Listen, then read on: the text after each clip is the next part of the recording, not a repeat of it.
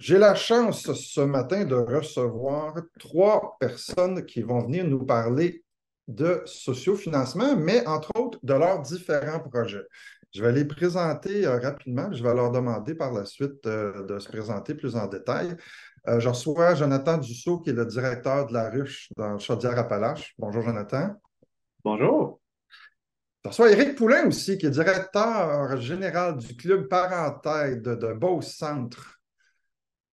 Bon matin. Bon matin, Eric. Et Mélanie Kerouac, qui est la directrice générale d'Éducaid. Bonjour, Mélanie. Bonjour tout le monde. Bonjour. Mélanie, je commencerai avec toi. Peut-être une petite présentation en 2 minutes de qui tu es, d'où tu viens, puis ce qu'Éducaid fait. Puis après ça, on va vous laisser vous présenter toutes les trois. Puis après ça, on va présenter vos projets pour être capable de vraiment comprendre un peu la notion de sociofinancement. Oui, Je te pas laisse, de Mélanie. problème. Alors, ça fait plaisir d'être avec vous ce matin. Merci pour l'invitation. Alors, Mélanie Kérouac, directrice générale d'Éducaire, ça fait 3 ans que je suis au sein de l'organisme. Avant, j'étais plus au niveau de la Chambre de commerce de Québec. Fait que j'ai toujours pas mal travaillé, dans le fond, en philanthropie ou en affaires. Éducaire, ce que ça fait, c'est, dans le fond, ça aide les jeunes moins favorisés du Québec à poursuivre leurs études dans le fond secondaire. Notre objectif, c'est vraiment d'augmenter le taux de diplomation au Québec. C'était ça qui était derrière l'objectif de notre fondateur il y a 20 ans, M. Marchand, puis ça l'est encore aujourd'hui. Et dans le fond, on a deux projets principaux là, qui nous permettent d'atteindre ça. Puis ça va bien à date. On a quand même des taux de diplomation qui sont plus, dans le fond, élevés qu'un groupe comparable qui n'aurait pas eu notre soutien. Donc, voilà, on est dans beaucoup d'écoles au Québec. Notre portée est provinciale, puis notre siège social est basé à Québec. Alors, voilà. Merci, Mélanie. Éric. Oui, bonjour. Donc, moi, Éric Poulain, je suis directeur général Club Parental de Beauce-Centre et Aventuria depuis 2015, donc ça fait un petit peu plus que 8 ans. Nous, Club Parental de Beauce-Centre, on est situé à Saint-Jules, en Beauce, un petit village de 500 habitants. On est une maison de la famille, en fait, en Beauce-Centre, donc on regroupe une dizaine de municipalités où on intervient principalement pour faire des cuisines collectives, de l'aide alimentaire, des programmes pour les familles. On fait un peu ce que les maisons de la famille font à la grandeur du Québec. Ce qui nous distingue, par contre, c'est qu'on a développé un volet en économie sociale qui s'appelle Aventuria, qui nous permet de créer toutes sortes de projets. Et on se spécialise au niveau de l'offre touristique. Donc, on a un parc d'arbres en arbre, on a des tyroliennes, on a construit récemment des chalets. On a un beau projet qu'on va vous parler ce matin. Donc, c'est vraiment varié là, comme offre de service. On se spécialise tant au niveau des écoles aussi que des entreprises et de la clientèle touristique qui vient de partout au Québec chez nous. Donc, on accueille là, en moyenne, là, je vous dirais, entre 20 et une vingtaine de mille visiteurs par année. Puis, c'est ce qui permet notre modèle en économie sociale de financer l'OBNL, qui est le Club parental de Beauce-Centre. Donc, très fier de faire partie de cet organisme depuis 8 ans. Voilà. C'est intéressant parce que votre projet d'économie sociale n'est pas nécessairement directement lié avec la mission, c'est quelque chose d'autre. Fait que je trouve ça le fun aussi. Jonathan, toi, tu es notre expert ce matin, mais tu as quand même tout un background. Peut-être 2 minutes sur ton background, puis On va faire ça en deux on minutes. Moi, je suis un gars va qui a repartir ça un de deux bac, minutes, ouais. maîtrise Vas-y. en communication. J'ai travaillé dans le monde du sport. J'ai fait beaucoup, beaucoup de conseils d'administration aussi. J'ai été consultant dans une autre vie en philanthropie. J'ai écrit un livre aussi sur les collectes de fonds, comment lever des fonds, comment pouvoir faire quelque chose avec ça qui est d'une façon qui est saine, qui est humaine, qui permet d'avoir vraiment une relation qui est privilégiée avec les gens et avec les partenaires. Ça ressemble beaucoup à ce qu'on fait à la ruche. Ça fait beaucoup de sens pour moi d'être rendu là justement pour ça. Parce que, tu sais, dans le mot sociofinancement, il y a le mot crowd en anglais, fait que ça vient d'une foule, ça vient d'une masse de gens. Fait que d'avoir une relation privilégiée avec énormément de personnes, c'est un peu ça qu'on fait. Excellent, Jonathan. Ce matin, tu vas être notre expert sur le sociofinancement. Puis, Mélanie et Eric, la raison principale pour qu'on vous invite, c'est pour venir nous parler de vos projets. Donc, on va prendre la théorie un petit peu avec Jonathan. On va regarder beaucoup la pratique avec vous deux. Je vais te laisser, Jonathan, commencer avec un peu de théorie pour qu'on puisse comprendre un peu ce que Mélanie et Eric vont nous dire. Fait que le sociofinancement, c'est quoi? On va commencer par vraiment ça en premier, puis j'ai C'est d'autres une questions. très bonne question. La réponse est simple et compliquée en même temps. Le sociofinancement, c'est un mouvement qui a commencé il y a quand même maintenant quelques années. Ça fait à peu près 10 ans. Mais c'est rare les choses qui sont arrivées il y a 10 ans qui ont autant d'impact en ce moment dans le monde, puis qui peuvent en avoir autant aussi, puis qui sont exponentielles comme ça. Le sociofinancement, si on regarde ça d'autres façons, puis moi j'aime beaucoup les métaphores dans la vie, Il y a des plateformes qui existent, qui ont des buts qui sont très semblables, une façon de faire qui se ressemble beaucoup, mais qui ont des philosophies quand même relativement différentes. Fait que si on regarde Kickstarter, Ulule, il y a Indiegogo, il y a GoFundMe aussi qui a une mission qui est plus des projets personnels, puis souvent des maladies et autres qu'on peut financer. Fait que, par exemple, moi j'aime bien cette métaphore-là qui est dure à oublier. Si vous avez un chien qui se fait frapper, vous allez aller sur GoFundMe parce que c'est la plateforme qui va pouvoir vous aider à financer ce projet-là qui vous touche vraiment plus vous autres. Si vous avez un projet qui est québécois, qui est entrepreneurial, vous allez penser plus à la ruche parce que c'est ça qu'on fait. Si vous avez un projet qui est vraiment très niché mais technologique, vous allez aller sur Kickstarter parce que les autres, c'est ça leur marché. Si les autres, c'est vraiment quelque chose qui est mondial qu'on vise, donc quelque chose qui va être international. Fait que c'est de choisir la plateforme qui répond à votre besoin. Mais ça, ils font tous de la même façon. Puis la façon, c'est d'utiliser les réseaux et d'utiliser la technologie ensemble. Fait que le sociofinancement, ça part de ce besoin-là d'utiliser la technologie pour mettre les gens en commun, pour utiliser les listes que vous avez, pour utiliser les médias qui sont sociaux, pour utiliser les médias traditionnels aussi, utiliser le téléphone, utiliser les chambres de commerce, puis montrer aux gens les belles choses que vous faites. C'est se créer une fenêtre d'opportunité dans laquelle on peut rentrer des ventes, puis justement essayer d'amener ça à un autre niveau. Il y a beaucoup de types de campagnes différentes qu'on peut faire avec une campagne sur la ruche, qu'on peut faire avec une campagne sur d'autres plateformes aussi, dépendamment de vos besoins. Mais le but, c'est de savoir qu'est-ce que j'ai de besoin avec mon organisation. Et nous autres, on travaille autant avec du privé qu'avec des OBNL, qu'avec des coops, qu'avec l'économie sociale, qu'avec des gens que leur projet n'est même pas lancé ni incorporé, puis qui n'ont même pas le nom encore. Ça, on a des réseaux d'alliés vers lesquels on les dirige. Hier, je parlais à des jeunes entrepreneurs qui avaient 19 ans, qui étaient au cégep, qui avaient une super bonne idée. Mais eux autres, la première étape, pour moi, c'est pas les envoyer par campagne sur la ruche, c'est les envoyer sur un cours en entrepreneuriat pour qu'il y ait un plan d'affaires. Fait que, on travaille dans cet écosystème-là où est-ce qu'on met en commun les prêts. Je travaillais avec un OBNL il n'y a pas longtemps, puis l'OBNL, la personne qui était à la charge, c'est un classique, souvent, c'est une intervenante qui venait de prendre les reins de la direction. Mais là, elle n'avait jamais entendu parler de certaines fondations qui sont applicables à 100 pour ce qu'elle fait. Mais c'est moins forçant pour elle d'aller chercher, par exemple, l'argent avec le fonds d'aide au milieu de Desjardins, dans certains cas, que de faire une campagne sur la ruche. Fait que nous autres, on s'assure aussi que vous ayez le portrait de qu'est-ce qui est disponible dans votre région. C'est pour ça qu'il y a des directeurs sur chaque territoire. Puis notre but, c'est de nous assurer que vous ayez les bonnes opportunités pour faire ce que vous voulez faire, puis vous le faisiez de la façon le plus simple. Parce que notre finalité, la ruche, au final, c'est qu'il y ait des projets dans nos collectivités qui passent par moi, qui passent par autre chose. Tant qu'il y a un projet, nous autres, on est contents. Parce qu'une collectivité qui va bien, une collectivité qui est prospère, quand il y a des projets qui apparaissent puis qui vont bien dans le temps, puis continuent à développer justement de l'argent puis des investissements dans notre communauté, ben, ça fait des gens qui reviennent nous voir plus tard et qui ont des nouveaux projets. Là, je ne veux pas spoiler toutes les questions suivantes. Fait que je pense que je suis mieux d'arrêter là avant de répondre aux autres questions aussi. Je vais peut-être donner une ou deux précisions, Jonathan, que je vais apporter. On avait fait dans les premières années, en 2019, on avait fait des capsules sur le sociofinancement que vous allez trouver sur notre chaîne YouTube. Mais à l'époque, si ma mémoire est bonne, la ruche couvrait 6 régions du Québec. Maintenant, vous êtes rendu à 16. Ça peut-être un élément important. Il y a beaucoup de régions qui ont été développées dans les derniers 18 mois où, en tant que gestionnaire d'OBNL, vous n'êtes peut-être pas au courant que la ruche couvre votre territoire maintenant. Exact. Ça, c'est un élément qui est important. Le deuxième élément, puis j'aimerais ça que tu en parles un petit peu avant qu'on tombe avec Mélanie, c'est les partenaires que vous avez qui arrivent avec, dans certains cas, des financements supplémentaires aussi. Puis peut-être parler de la mécanique vraiment aussi, avant qu'on tombe avec Mélanie et Eric vont nous parler. Oui. En termes de partenaires, on a énormément de personnes dans notre écosystème. On a notamment les ambassadeurs qui sont des gens du milieu, qui sont impliqués. Il y en a qui ont fait des campagnes, il y en a qui ont des très gros réseaux, il y en a qui ont des expertises qui sont plus nichées. On a évidemment des comptables, on a des avocats, on a beaucoup de types de profils sur nos ambassadeurs qu'on peut impliquer sur certains projets, qu'on prend leur avis. Avant, on faisait des cellules. Là, ça va possiblement revenir, mais en ce moment, on est un peu en attente de cette refonte-là. La ruche, on couvre toutes les régions du Québec depuis environ 2 ans avec quelque chose qui s'appelait la ruche labo. Fait que les régions qui n'avaient pas de direction comme moi en ce moment, qui faisaient le démarchage terrain, on les couvrait quand même avec des spécialistes de projet. Chaque région a des spécialistes qui sont attitrés, qui couvrent tous les projets. Fait qu'on accompagne chacun des projets qu'aucune autre plateforme fait. Nous autres, c'est notre grosse particularité. C'est qu'on ne vise pas des coups de circuit avec les gens, on vise des coups sûrs. On veut s'assurer que les gens qui mettent du temps sur une campagne, mais il y ait des retombées, qu'on leur donne toutes les informations pour qu'ils puissent prendre des décisions qui sont éclairées et qui leur permettent de mettre les efforts à la bonne place. Parce qu'on sait qu'on n'a pas de temps à perdre personne, surtout pas dans les OBNL. Le temps, c'est la chose qui est la plus importante pour nous. Puis notre pile de dossiers à faire, souvent, elle s'accumule plutôt que redescendre. Fait que si on veut travailler sur une campagne, il faut qu'on le fasse d'une façon qui fait que notre temps il est bien investi. Fait qu'on s'assure de bien l'utiliser ce temps-là avec vous pour vous mettre en place une campagne qui fait du sens avec un objectif qui est atteignable puis avec une façon de se rendre à l'objectif.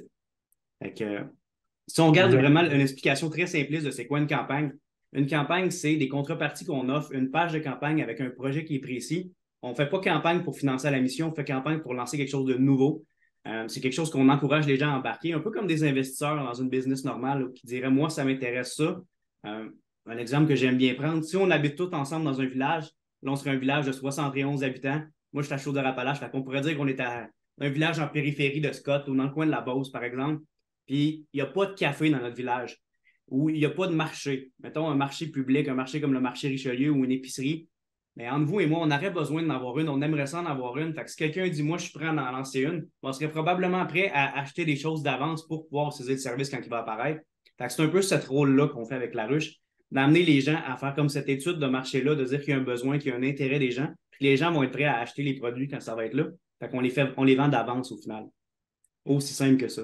Fait que dans le cas d'une épicerie, par exemple, on pourrait vendre des cartes cadeaux. Dans le cas d'un café, on pourrait vendre le café qu'on va pouvoir faire plus tard.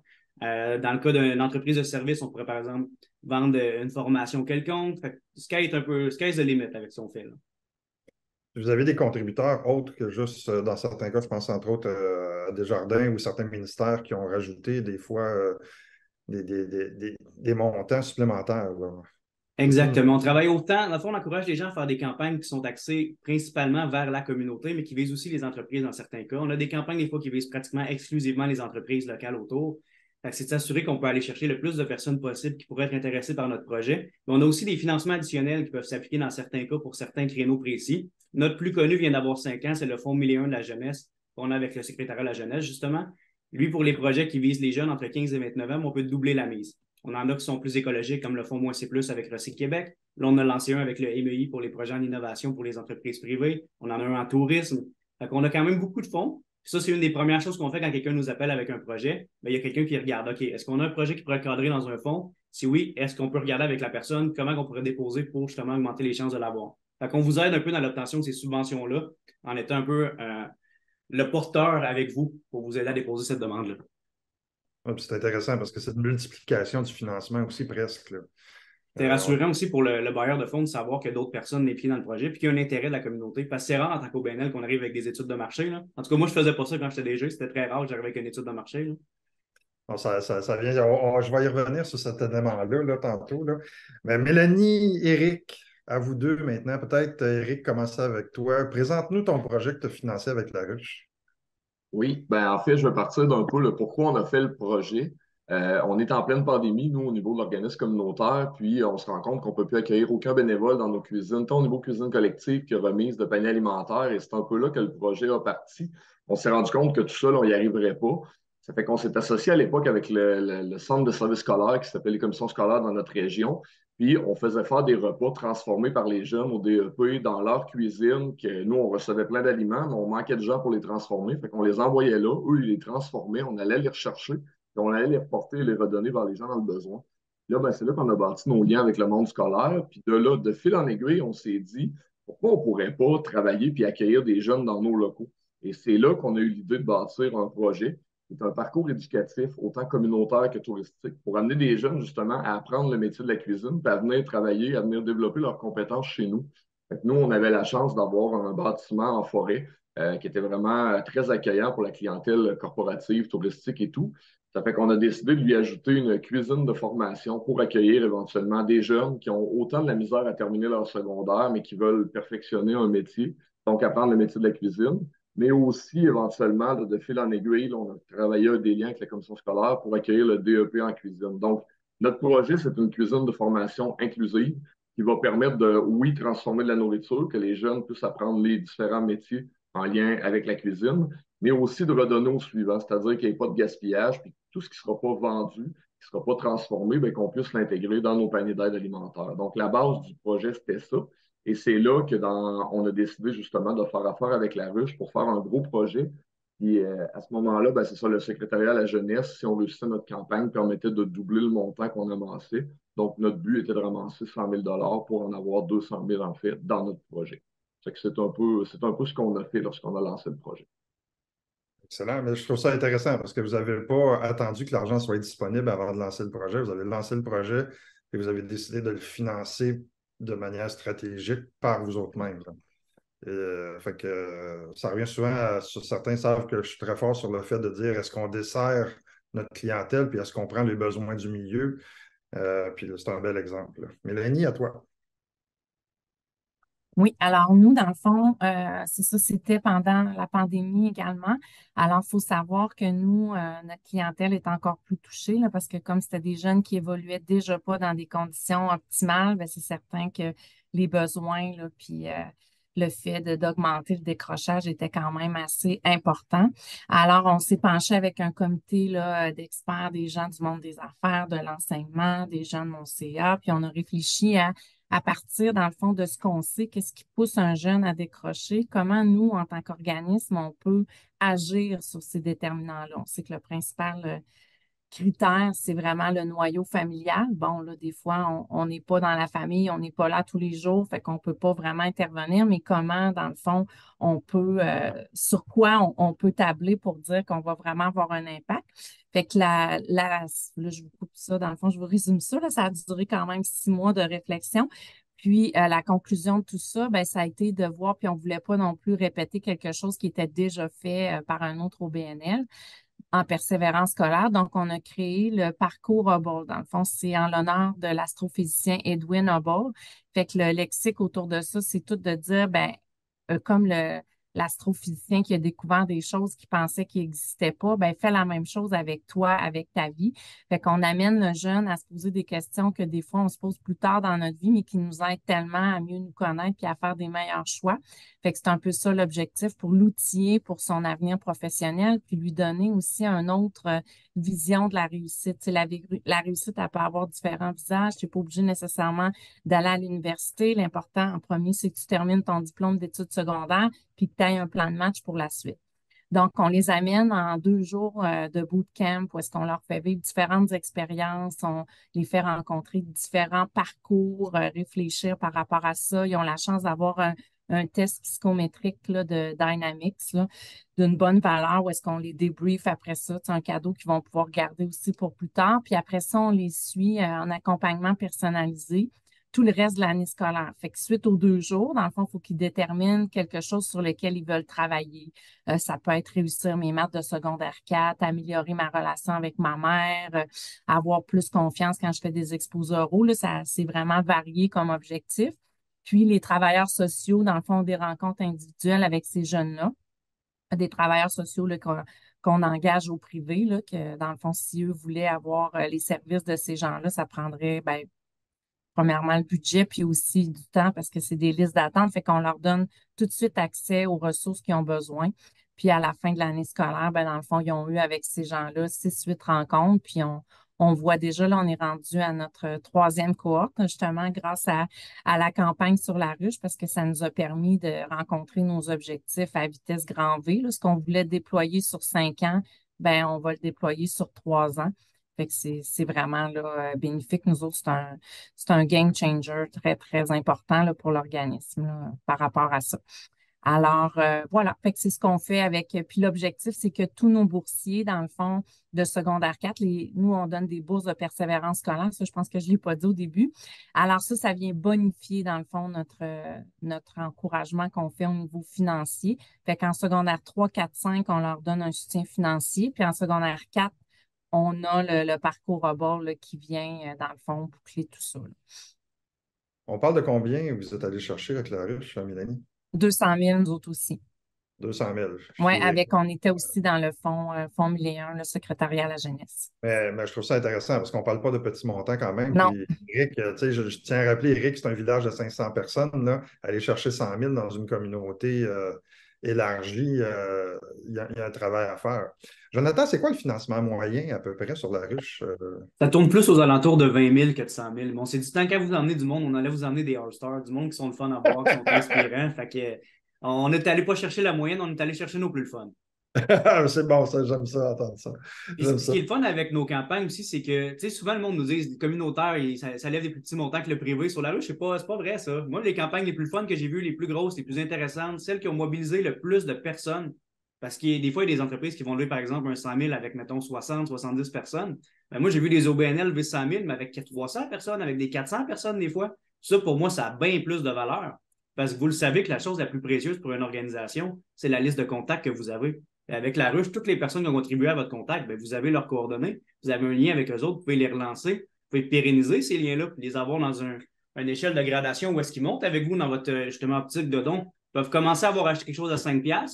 L'année suivante, peut-être qu'ils vont acheter un billet pour votre soirée bénéfice à 100. Peut-être qu'une couple d'années après, ils vont devenir un grand donateur parce qu'ils adorent ce que vous faites, qu'ils voient à quel point vous êtes sérieux, à quel point vous êtes transparent, à quel point vous prenez soin de votre monde. Fait que moi, la chose la plus importante au-delà du montant, c'est le nombre de personnes qui ont embarqué dans votre projet et qui ont cru en vous. Ouais, je pense que c'est l'idée du réseau. Puis je dis souvent personnellement que la plus grande qualité souvent des gestionnaires, c'est la capacité de mobilisation. Puis là, c'est une façon de prendre cette capacité de mobilisation-là, puis de la rendre financièrement viable aussi, là. Donc, n'ayez pas peur d'investir dans vos réseaux parce que ça va donner des résultats. Je vais revenir à Mélanie puis à Eric. Comment ça s'est passé sur le terrain? Puis ça a duré combien de temps? Puis parlez-moi un petit peu là, du déroulement de la campagne en tant que telle. Eric? Oui, ben, de notre côté, en fait, ça a été un bon blitz quand même. Là. Je regardais un matin, c'était 71 jours que ça a duré pour ramasser le 100 000 un petit peu plus. Par contre, ce que je dirais, c'est qu'il y a beaucoup de travail en amont. Moi, c'est ce que j'ai retenu, dans le fond, c'est qu'on ne lance pas une campagne comme ça sans l'avoir préparée. Puis, il y a vraiment, tu sais, moi, je trouve que c'est une des clés lorsqu'on fait une campagne, c'est comment, c'est le timing pour la lancer, puis c'est la préparation avant. Fait que oui, c'est un bon blitz. On avait 3 mois pour le faire, on l'a fait un petit peu moins. Mais il y a beaucoup de travail avant, puis il y a vraiment de dire à quel moment on la lance, c'est quoi le bon timing, puis est-ce qu'on est prêt quand on lance la campagne, d'avoir déjà des gens qui croient au projet avant de la lancer dans ce cas-là.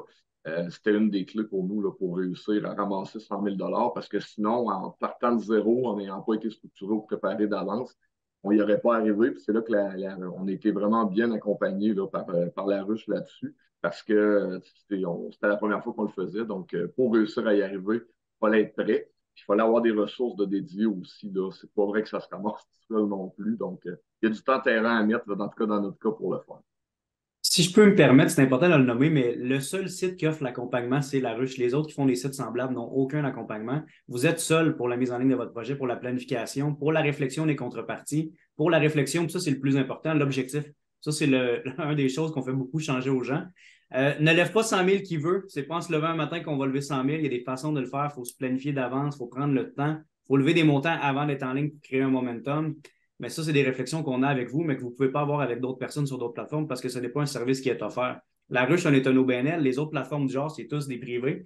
Puis pour un privé, mais ils n'ont pas de subvention qui les aide à offrir ces services-là. Nous, on a cette chance-là d'avoir ça qui nous permet de mettre plus de temps avec vous, de prendre le temps.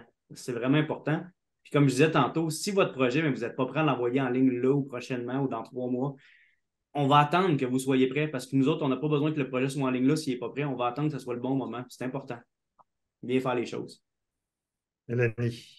Oui, ben moi, l'accompagnement avec la ruche, ça fait toute la différence parce que j'avais entendu à la radio une fille qui parlait de son projet, un café là, dans Saint-Roch à Québec là, pour les jeunes. Puis elle avait réussi à avoir 200 000. Puis là, je me suis dit, moi, je connaissais la ruche, mais je savais pas que pour les OBNL ou tu sais, qu'on pouvait avoir un projet puis le faire financer. Fait que j'ai pris un rendez-vous avec quelqu'un de la ruche que je connaissais. Puis c'est là que j'ai réalisé, mon Dieu, crime, je pourrais aller chercher 200 000, c'est pas rien. Là. Moi, ça change toute la vie de mon organisme et du projet.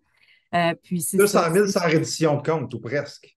Ou presque, oui. Puis, tu sais, facile parce que moi, j'avais déjà commencé à démarcher des partenaires. Tu sais, j'avais Ubisoft, Caisse de dépôt. En tout cas, j'avais déjà des gens qui s'étaient engagés. Mais là, quand je suis arrivée, puis j'ai dit, ben écoutez, si vous me donnez 20 000, votre contribution, c'était-tu 10 000 ou 20 000 la contribution maximale? Je pense que c'est 10 000, hein, Jonathan? Je me rappelle plus. En tout cas, mettons que c'est 10 000, ben le secrétariat à la jeunesse va bonifier votre montant. Ça, c'est incroyable. Fait que là, tout le monde dit, ben oui, tu sais, on embarque. Fait que, tu sais, ça fait comme un effet d'entraînement. Mais il faut effectivement, moi, en tout cas, ce qui était vraiment crucial dans ma campagne, c'est d'attacher des montants avant de dire on lance, puis là, on a 3 mois. Fait que, tu sais, il faut que tu t'assures parce que oui, ça te prend des contributeurs, tu sais, peu importe le montant, 10 15 20 mais si tu n'as pas des gros montants, ben, tu sais, ça va être plus long puis plus stressant avant de te rendre. Mais l'argument de dire, ben, on s'en va sur la ruche, ça va être doublé, votre investissement va être doublé, ben, je veux dire, ça fait que tu sais, c'est vraiment convaincant pour le donateur. En tout cas, moi, ça a super bien fonctionné là, avec cette approche-là. Pour répondre à ton interrogation, c'est un pourcentage en fait de l'objectif. Avec les fonds qu'on a, les fonds OK. afférents, la plupart relèvent du gouvernement, on a toujours un pourcentage, puis c'est pour respecter l'esprit du sociofinancement. Je vous donne un exemple. Si, par exemple, vous avez 3 entreprises, quelqu'un dans votre famille a, si la même personne viendrait avec ces entreprises-là à mettre, mettons, 60% d'objectif, mais pour nous, ce n'est plus du sociofinancement. Ça enlève le but de ce qu'on faisait avec le fonds, qui est de valider le projet, d'aller chercher ça, ce capital social-là, de dire les gens sont derrière, les gens embarquent, les gens sont déjà prêts à acheter, ont déjà acheté. C'est pour ça qu'on travaille aussi beaucoup avec les MRC, par exemple, qui nous utilisent souvent comme mise de fonds pour des projets, pour aller chercher un fonds local d'investissement et autres. Parce que c'est cette fibre-là humaine qui est rassurante pour les bailleurs de fonds. Oui, puis de plus en plus, les financements gouvernementaux viennent avec une obligation d'aller chercher une portion de financement privé.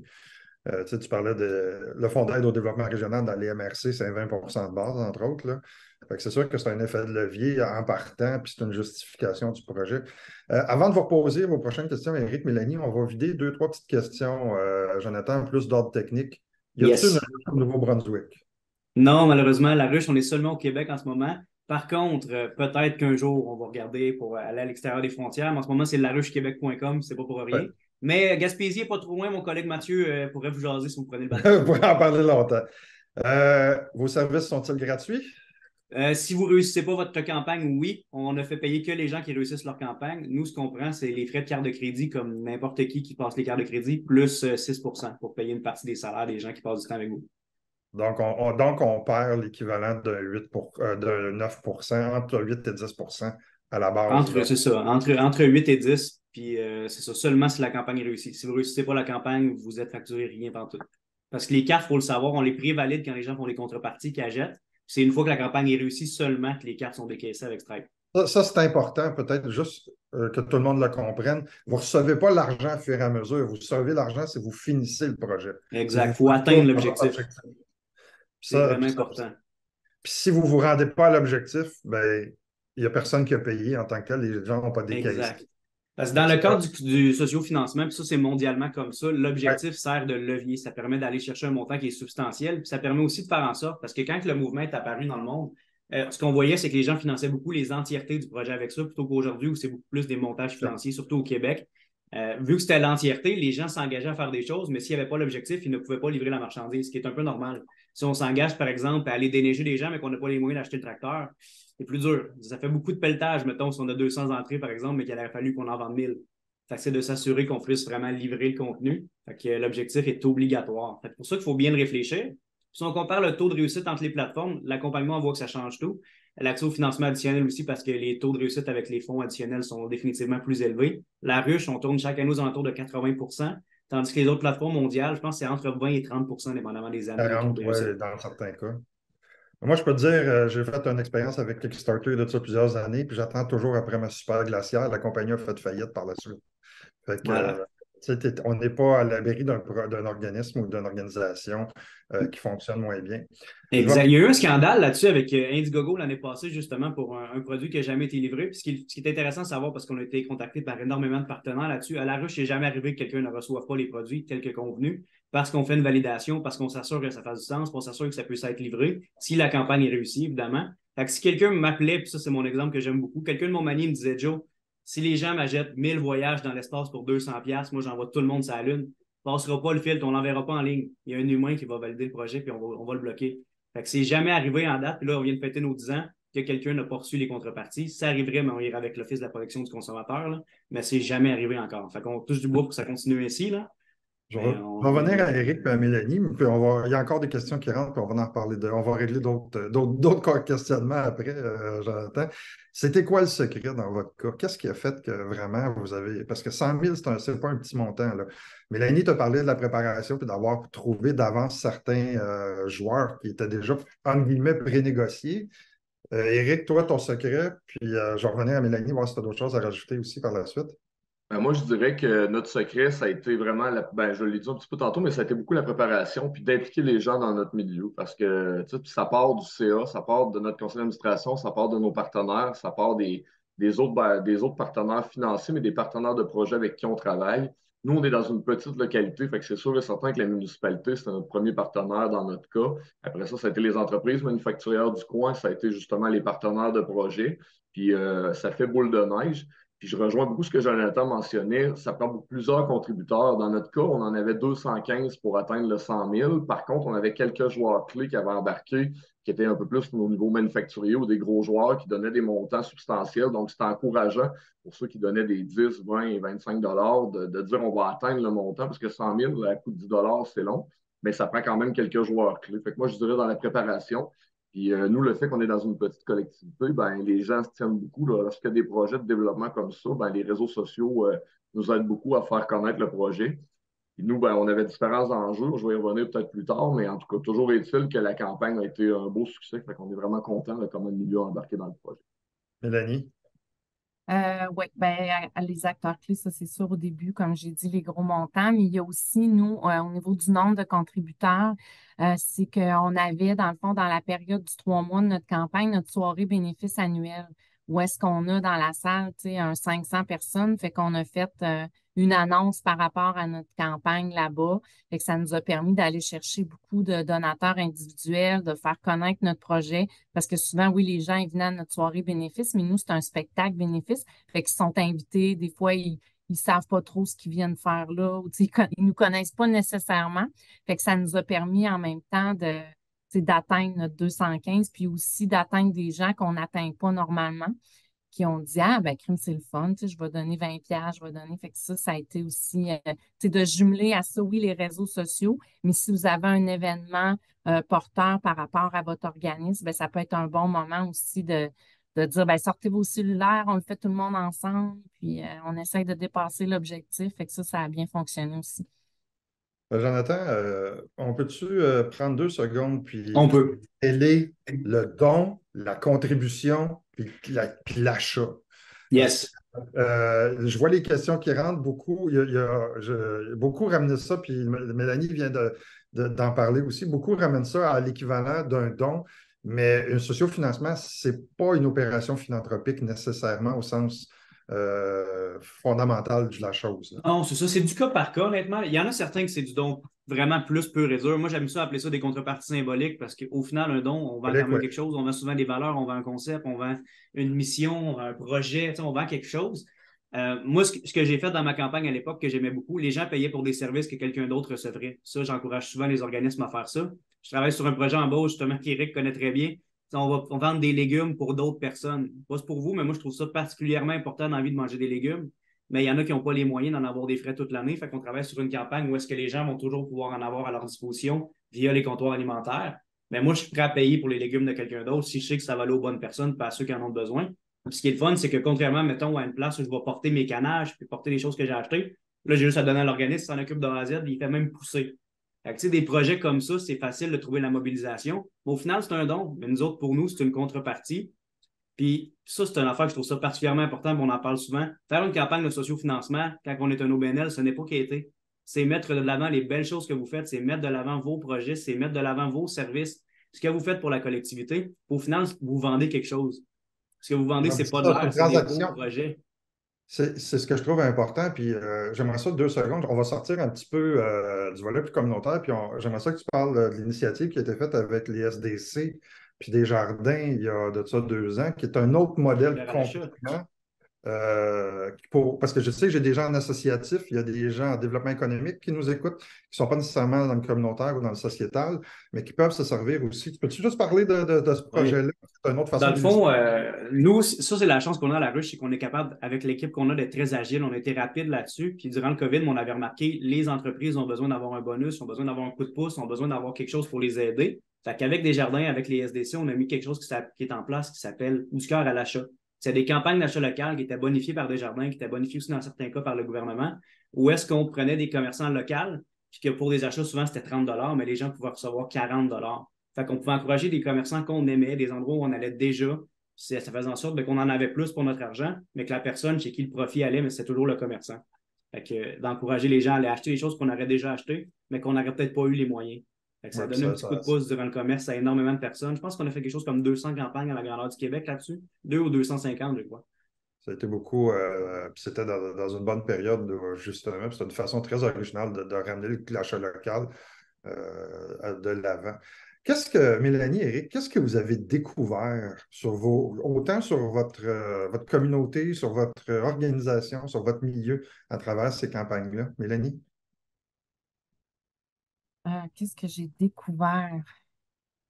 Ben, c'est sûr que, comme je disais tantôt, on est allé chercher des donateurs, des gens qui ont participé, qui ne nous connaissaient pas. Fait que, tu sais, quand je regarde, parce qu'à la fin de la campagne, tu as toute la liste des gens qui ont encouragé, qui ont contribué à ta campagne de sociofinancement.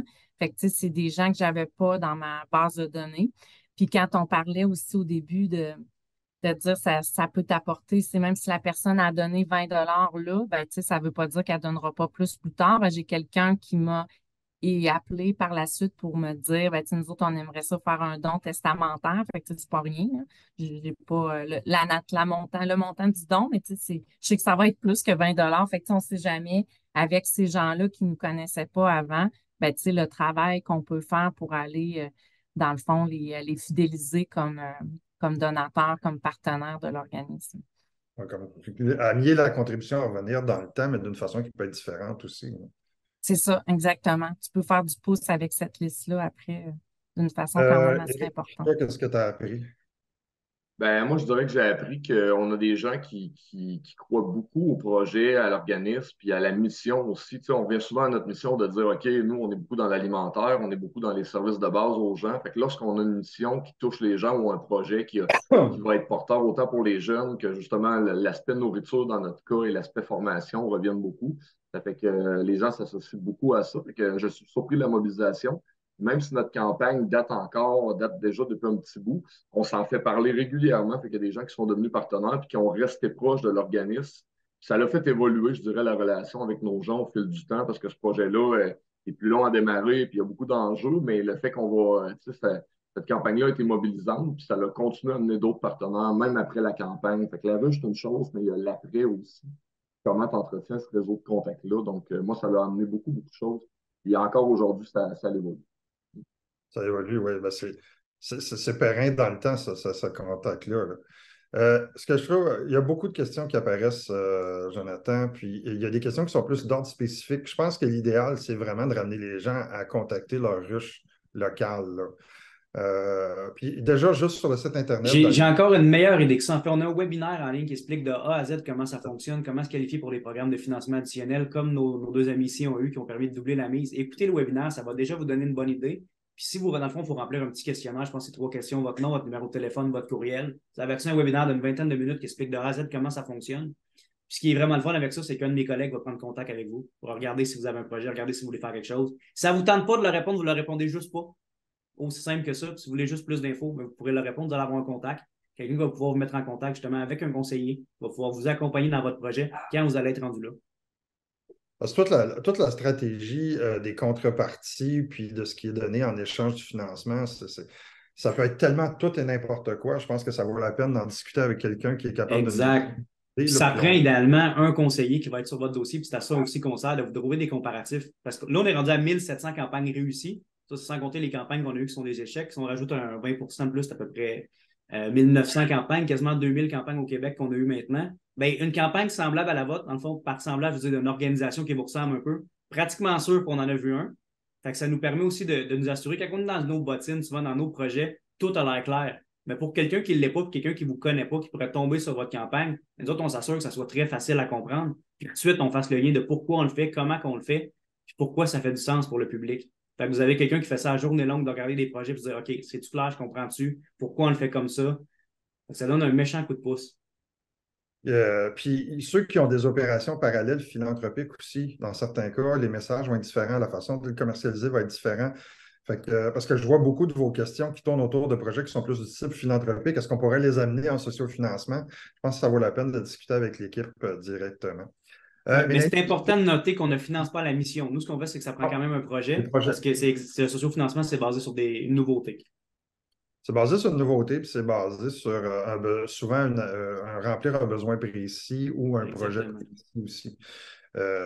Puis le fait de vouloir financer à la mission, on passe complètement à côté de l'effet de levier qu'on peut vraiment être capable de générer.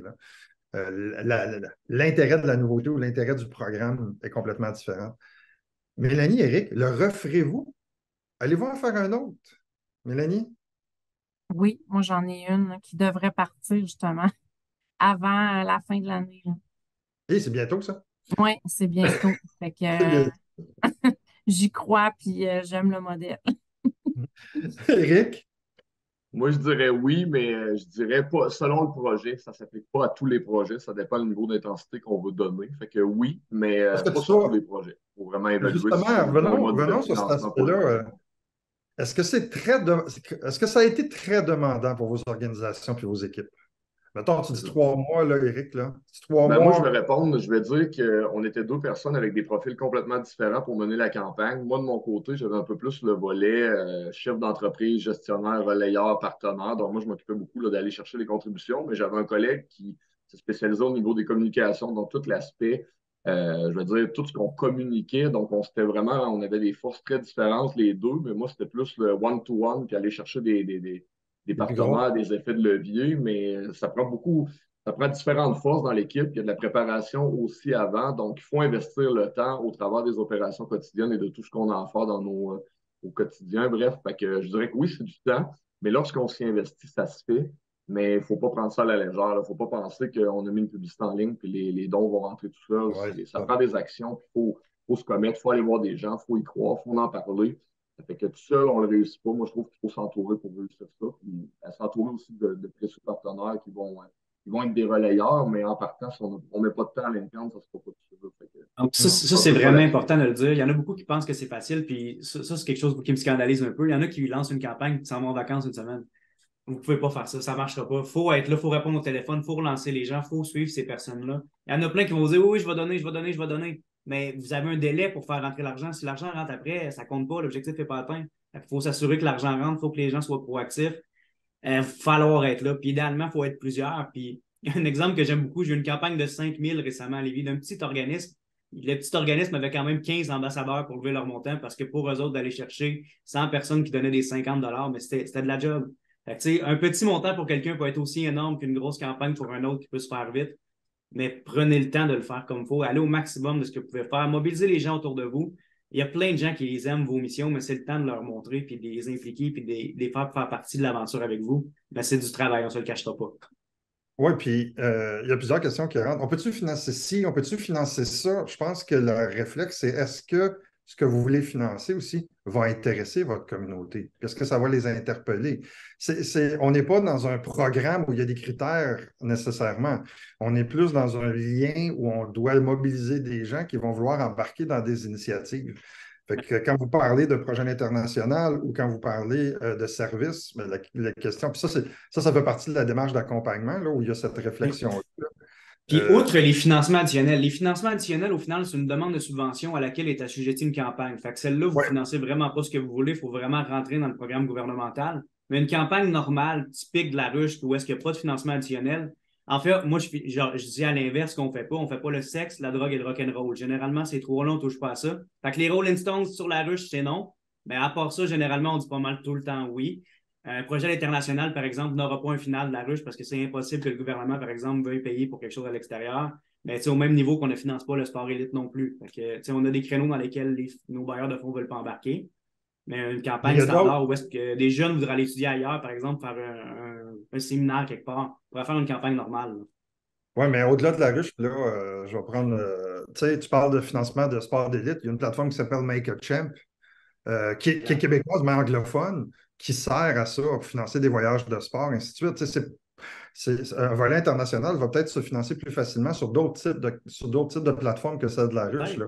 C'est Le ça. principe du sociofinancement reste le même sur les différentes plateformes. Exact. Regardez-le, mais certaines vont avoir des conditions, certaines ont des forces et des secteurs d'activité plus différents aussi. Mélanie, Éric, c'était quoi le rôle de vos conseils? Parce que c'est sûr qu'il y a une partie très opérationnelle là-dedans qui appartient à l'équipe. Mais j'aimerais ça que vous me parliez du rôle de vos conseils d'administration dans ces deux projets-là, dans vos projets, là. Oui. Éric, ou Ben, je Mélanie? peux y aller. Je n'ai pas répondu Vas-y. à la précédente, ça fait un lien avec ça. Vas-y. Correct. c'est que dans le fond, nous, on a comme créé un comité exécutif à partir du CA vraiment spécifique pour lancer le projet là, de la ruche.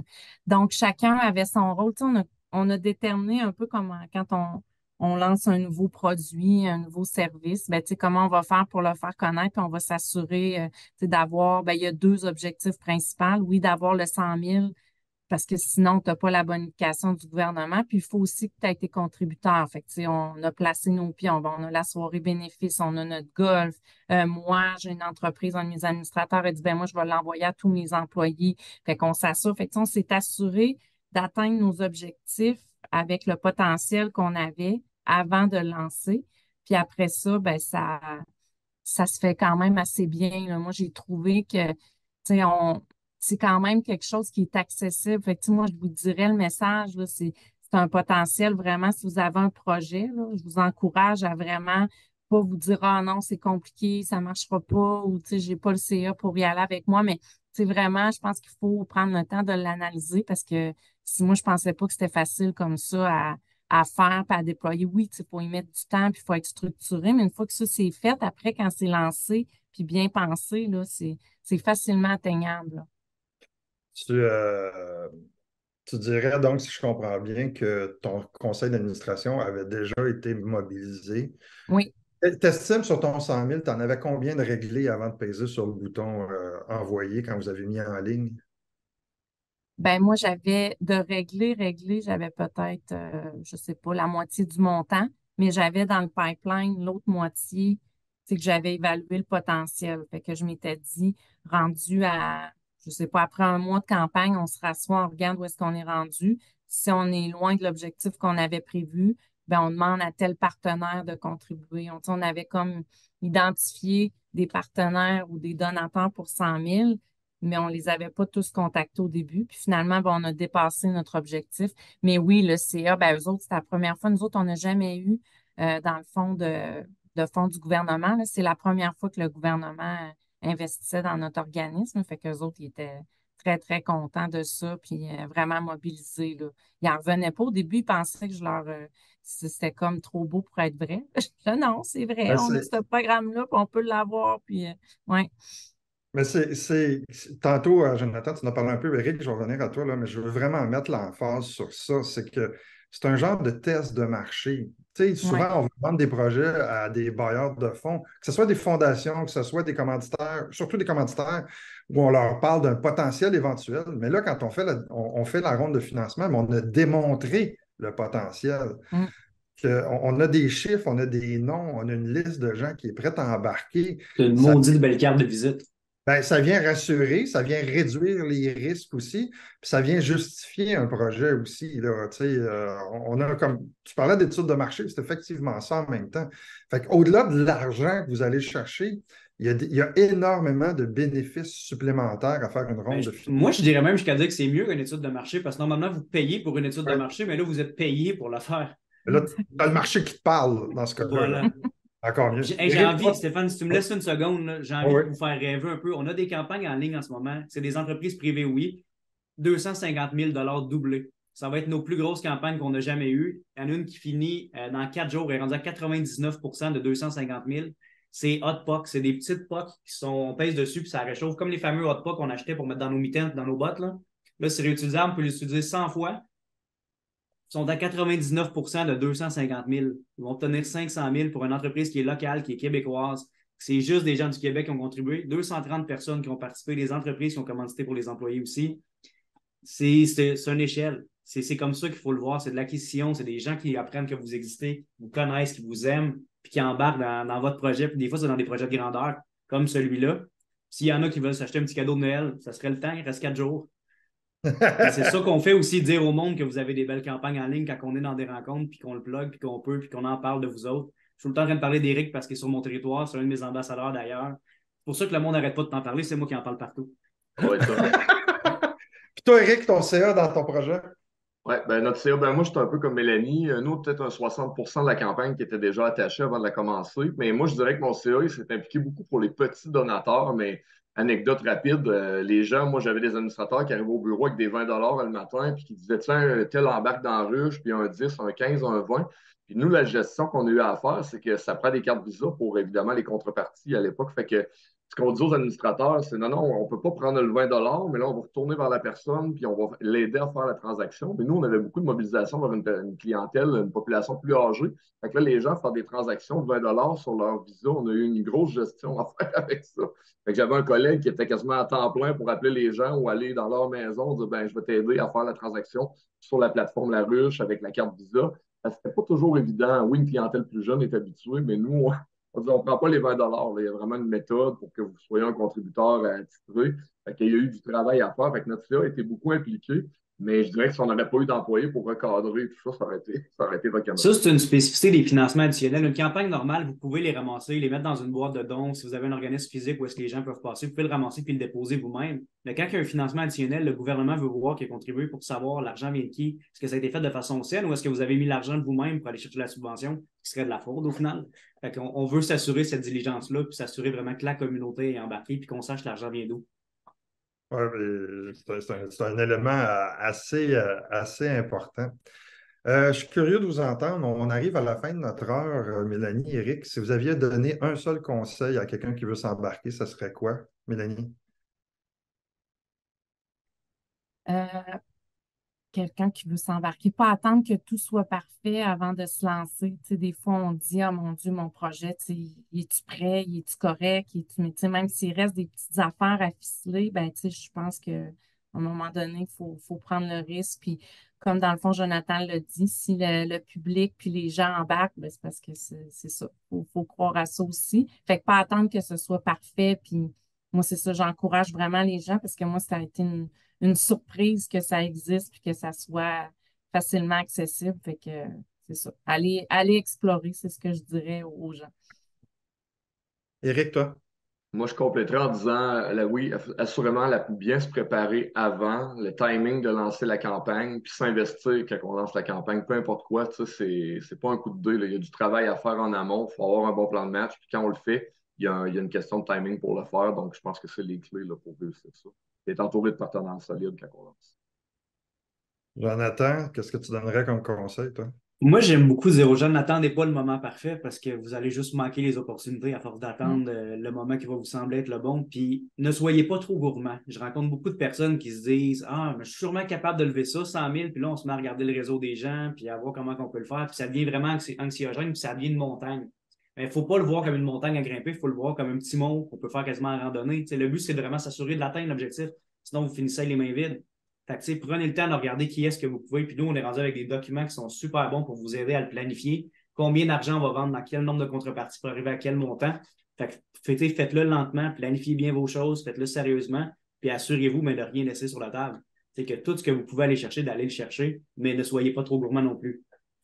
Ouais, puis il y a des corrélations qui existent entre la grosseur de la communauté et la capacité de lever des fonds, là. Je sais Exact. que les Américains ont fait plusieurs études sur ces corrélations-là. Fait qu'on est capable de faire des estimations relativement valables, mais au moins de se limiter. Puis on est mieux de faire deux fois des tranches de 15 000 que de faire une campagne de 30 000 d'un coup qu'on n'atteindra pas aussi, là.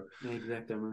Je sais qu'il y a des gens qui ont fait il y a des artistes, il y a des sportifs qui ont fait des campagnes, là, puis que ça n'a pas fonctionné, qu'il a fallu qu'ils refassent une deuxième plus petite, là. Écoutez, il reste quelques petites questions qui n'ont pas été, mais c'est des questions très précises. Donc, Jonathan, rappelle-nous là, les différents outils qu'on peut trouver en ligne pour nous donner de l'information. Ben moi, je vous dirigerai vers le site laruchequebec.com. Vous allez voir dans la foire aux questions, il y a beaucoup de choses. Je vous encourage fortement à suivre le webinaire. Si vous l'écoutez, en plus, vous allez avoir quelqu'un qui va prendre contact avec vous. Vous allez pouvoir poser vos questions précises, demander les outils. Quand vous travaillez avec un spécialiste de projet, vous allez avoir justement une trousse d'outils qui va vous être donnée avec des liens pour des choses plus utiles, des vidéos. Par exemple, chaque campagne, une vidéo de campagne, on vous aide à le faire, on vous aide à le réfléchir, à savoir qu'est-ce qu'on met dedans, c'est quoi un call to action pour s'assurer qu'il soit là. Ce qui est très important souvent, c'est le déploiement. Si aujourd'hui, vous avez l'intention de faire une campagne et vous dites que tout ce que vous voulez faire, c'est partager sur Facebook, de nos jours, ça ne marche plus. Les algorithmes ont changé. On ne peut même plus partager les liens médias, ce qui fonctionnait très bien avant. C'est de s'assurer de réfléchir à ça. Puis c'est à ça qu'on sert de vous aider à le faire pour que ça se fasse d'une façon qui aille bien. puis que ce soit saine aussi. Parce qu'il ne faut pas que ça soit une grosse bébête anxiogène. Il faut que ce soit quand même une bébête le fun, qu'on est content d'affronter et d'aller voir. Tu sais. C'est important.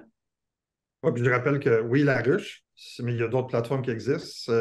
Selon le type d'opération, le type de mission, vous avez le sociofinancement, c'est un outil qui peut s'utiliser à d'autres choses. Je parlais du milieu sportif, entre autres, tantôt.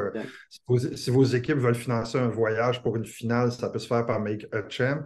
Il y a d'autres plateformes qui offrent d'autres types de financement. Les principes sont relativement les mêmes, là, des compensations et de l'intervention dans la communauté. Éric, Mélanie, gros merci. Ça fait beaucoup de choses à discuter. Bravo pour vos campagnes. Bravo. Je vous dirais surtout bravo d'avoir osé l'avoir essayé, puis que ça a bien marché. Parce que moi, j'en parle depuis à peu près 8-10 ans de sociofinancement, mais ceux qui l'ont vraiment testé, il n'y en a pas tant que ça. Jonathan, merci. Je dirais merci à l'équipe de La Ruche. Vous allez voir, ils sont très disponibles, ils sont là pour vous autres. On va conclure le tout là-dessus. On va souhaiter une bonne fin de semaine, puis on se revoit dans une autre de nos activités. Bye bye.